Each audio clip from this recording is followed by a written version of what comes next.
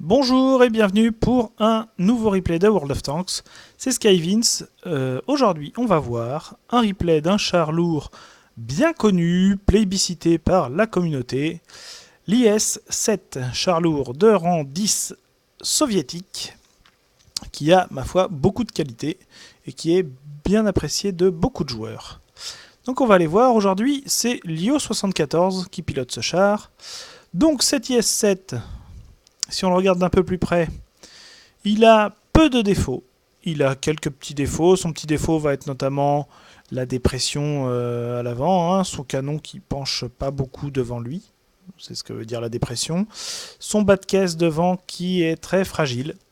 C'est principalement là où il faut tirer, où il faut envoyer vos petits cadeaux à un IS-7. C'est pouf, dans le bas de caisse, ici, dans le bas. Là, ça rentre très bien dans l'ensemble. Ses avantages, on va déjà parler de son canon. Son canon, il a quasiment 500 de dégâts, 490, 250 de pénétration, donc c'est déjà plutôt pas mal. À la hit, il a 303, bon là on commence à être 300 de pénétration, voilà. Donc voilà, déjà 250, c'est pas si mal.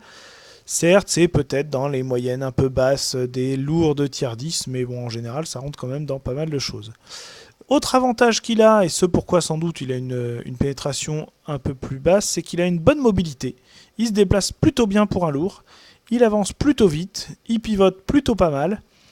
En plus de ça, il a un blindage certes qui n'a pas une épaisseur monumentale, comme peut l'avoir son grand frère IS-4, ou des MOS, ou des choses comme ça. Par contre, il est, vous voyez, sa tourelle est toute arrondie de partout. Et donc ça augmente virtuellement la valeur du blindage, donc ça ricoche souvent. Dès que vous avez que la tourelle, ça va être un peu compliqué de rentrer là-dedans. L'arrière de tourelle encore, ça peut passer, mais voilà, le frontal, si vous avez que ça, c'est très compliqué. Voilà pour l'IS-7 en général. Alors oui, son canon, il a un temps de visée qui est un peu long et une dispersion qui est pas tip-top. C'est un canon russe, quoi, somme toute. Voilà. Sur aérodrome, parce que nous sommes sur aérodrome, on rappelle rapidement, les lourds qui vont se battre principalement ici, les médiums et légers principalement par là. On peut trouver un ou deux médiums ici, un ou deux médiums ici, des légers parfois qui déambulent derrière pour spotter et pour faire des shoots dans le derrière. Des fois on trouve des gens qui snipe d'ici ou qui arrosent, parfois même de l'arty. Ici souvent des TD qui arrosent en face et ce qui dépasserait parfois un peu là, des arty des fois planqués derrière. Là, on a un peu de poste à TD ou à sniper aussi, des artis planqués derrière, et pareil de l'autre côté. En gros, voilà ce qu'on va trouver avec des TD qui vont se positionner, par exemple sur les promontoires. Méfiez-vous, on peut se faire shooter en diagonale, là, paf, et d'ici aussi, tac, dès qu'on passe la petite crête. Voilà. A noter que sur ce match, il y a 3 artilleries, donc quand ça va commencer à pleuvoir, ça va faire mal, et que nous avons la chance d'avoir 2 Français dans l'équipe. On a en face la DVF. Nous avons notamment Poupyman de la 501e. Bien le bonjour à la 501e. Et Snop des Orzi. Allez Lyo, on va se remettre dans ton point de vue et on y va. 10 secondes, ça démarre. Montre-nous ce que vaut cet IS-7, même si beaucoup savent un peu ce que ça vaut, ce que ça donne. Un char qui permet quand même pas mal de choses parce que russe quoi. Russe. Alors stratégiquement, on voit que il y a des copains lourds. Là, un E100 qui m'a l'air particulièrement aguerri. Ça va de l'autre côté. Bon. Avec le M103 et qui va l'accompagner, il va avoir le 50-120 qui a l'air de se diriger.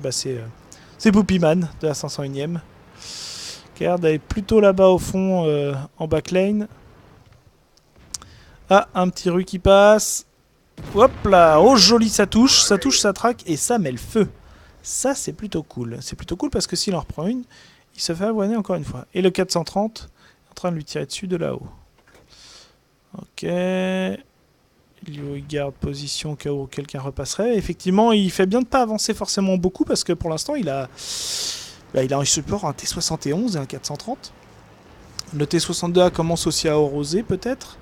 Allez hop, le RU qui est sorti. Et là, ça peut être quelque chose d'assez intéressant. Parce que les légers qui se mettent derrière, là, c'est un peu pénible. Ça avoine dans les fesses, ça avoine dans les flancs, et ça spot pour l'artillerie. Donc si on peut se libérer et s'affranchir de tous ces petits chars légers qui viennent embêter leur monde, c'est plutôt pas mal. Donc au fond, on a un T-62A et un 50-120 qui snipe.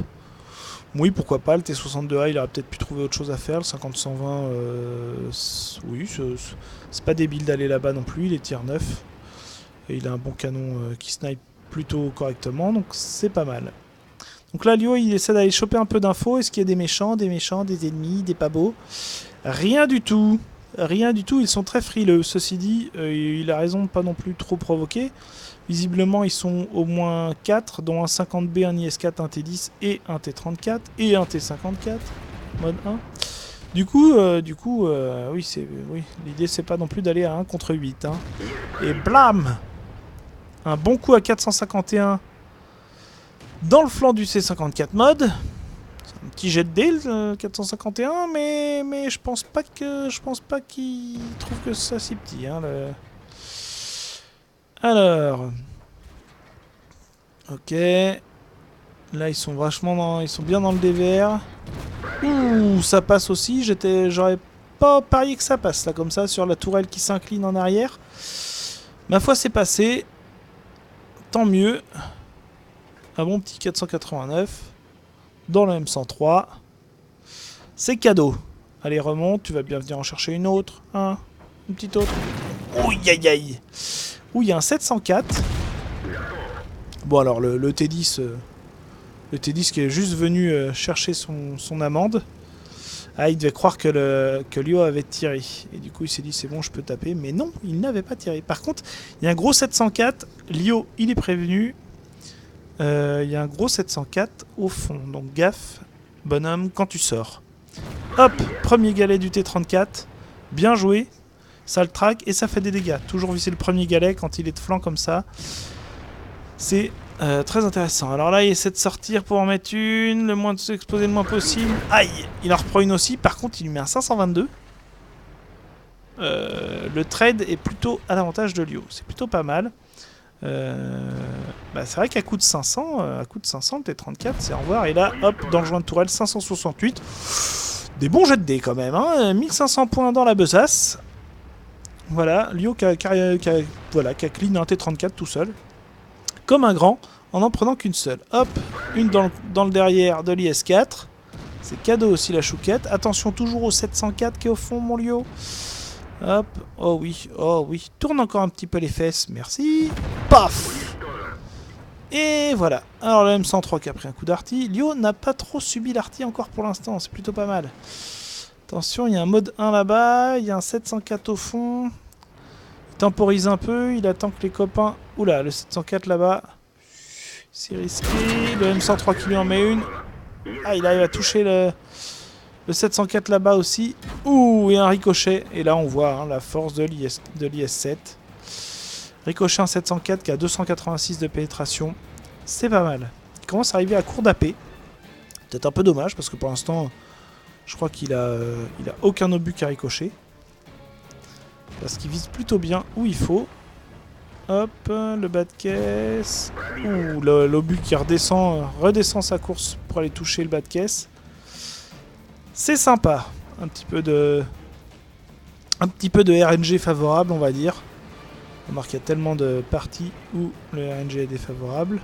Là, l'object 704 est vraiment descendu derrière. Est-ce qu'il est encore là-bas ?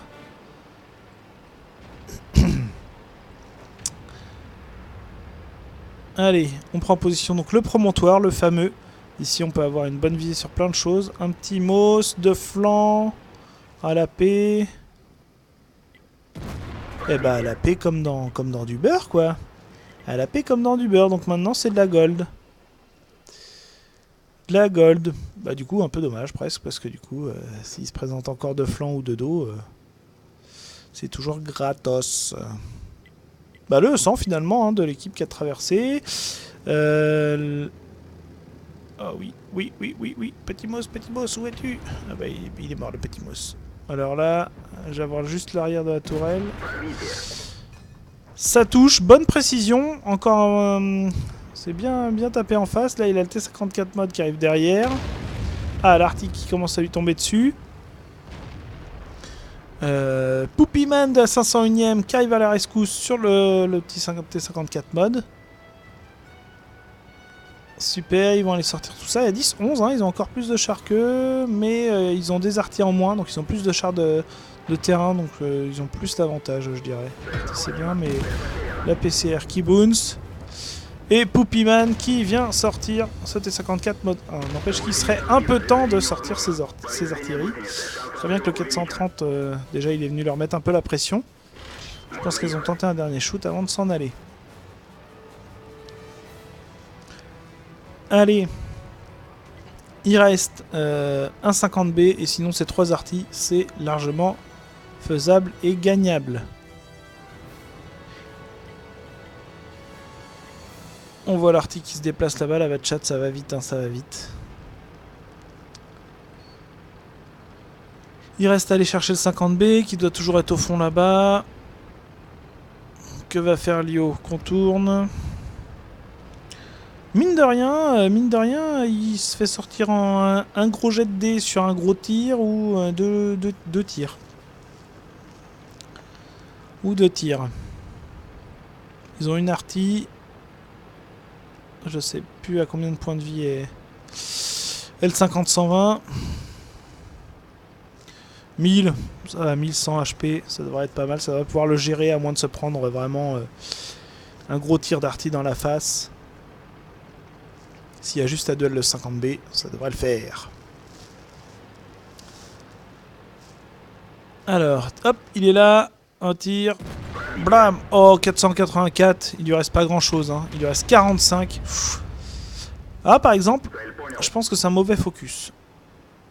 Je pense que c'est un mauvais focus, elle a tiré, elle a 25 secondes, et voilà. Stop. Là, je pense que c'est un mauvais focus. L'artie a tiré, donc elle est plus dangereuse pendant 25 secondes. L'artie a tiré, elle est plus dangereuse pendant 25 secondes, en plus c'est le copain de la 501ème qui l'a fini, ou l'artie, peut-être bien. Bref, elle a tiré, elle est plus dangereuse. Pendant, on va dire, allez, c'est une française, elle recharge vite. 25 secondes. 25 secondes et il y a un 50B qui pop en face. Qui est juste en face. Donc à mon avis, là le danger c'est le 50B et c'est pas l'artie. Alors c'est vrai que c'est tentant hein, de la finir pour être sûr qu'elle en remette pas, mais quand c'est serré comme ça, l'artie une fois qu'elle a tiré, occupez-vous des autres chars qui n'ont pas encore tiré. C'est eux qu'il faut sortir. L'autre artillerie qui n'a pas tiré, l'autre char qui va vous embêter, ou qui a un reload de 8 secondes, ou qui a un reload de... Bref, vous voyez ce que je veux dire. Un char qui a tiré et qui a 25 secondes, bah pendant 20 secondes vous pouvez l'ignorer on va dire. Allez. Ah et voilà. Et voilà, et voilà, et voilà. Et voilà, on va... regardez, vite fait. Notre ami Poopyman. Qui est en reload. Qu'est-ce qui se passe pour Poopyman ? Est-ce qu'il va gagner cette game? Il reste un 50B. L'artie demande de spotter. On n'est pas pressé. Il reste 9 secondes. Poopyman, il lui reste 1100 HP.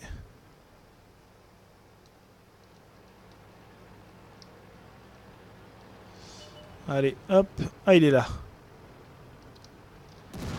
GG. Un tir pour un tir. Et c'est sorti. Bravo, bravo, belle game. Malheureusement, c'est une game sur laquelle j'aurais pas les résultats de bataille parce que c'est une ancienne game. On me l'a passé comme ça et pas sur What Replay. Du coup, on peut quand même voir qu'il a fait 6542 de dégâts, 15 tirs. De mémoire, il n'en a pas ricoché un seul. Il a tiré, je crois qu'il avait une douzaine d'AP. C'est 12 AP qui sont rentrés. Il a tiré 2 autres gold à la fin pour tirer sur des chars français. On voit que déjà que les 250 de pénétration ça fait déjà bien le taf. Il a tapé du M103, il a tapé du MOS de flanc, tout est rentré, du 704 et tout, donc voilà, il a bien affonné, hein, 6542, je crois qu'il prend une as du char sur celle-là, de mémoire. Il a fait bounce 1842 dégâts, donc une bonne game. Il a bien temporisé au début, de mon point de vue, parce qu'au début il avait peu de soutien. Et puis il est allé chercher un peu l'information, et puis comme il a vu que les adversaires étaient un peu à essayer de tirer dans les diagonales sur la colline ou autre, et ben il en a profité pour mettre au début quelques shots. Après il a eu un peu de soutien en colonne D, en ligne D là, qui sont passés par en haut, donc lui il est passé par au-dessus, et paf, il a avoiné tout ce qu'il voyait. Il a sorti un T34 direct du début jusqu'à la fin. Et puis voilà, il a fini S4, il a bien avoiné le 704, le 50B il lui en a mis 2 aussi. Donc une bonne gamme, il a tiré un peu tout ce qu'il rencontrait. Dommage de se faire sortir sur la fin, je pense que bah voilà, c'est aussi le réflexe quand on voit un char à découvert qui a presque plus de points de vie, on a tendance à se dire celui-là il sera sorti, ça sera fait. Et là c'était pas forcément évident, à mon avis c'était pas le char à focus. Néanmoins, ça se finit bien et surtout néanmoins il fait une super game. Bravo à toi mon petit Lio. Et ben j'espère que la vidéo vous a plu. Moi j'ai trouvé ça plutôt sympa. Je vous dis à une prochaine pour une nouvelle bataille. Allez, ciao!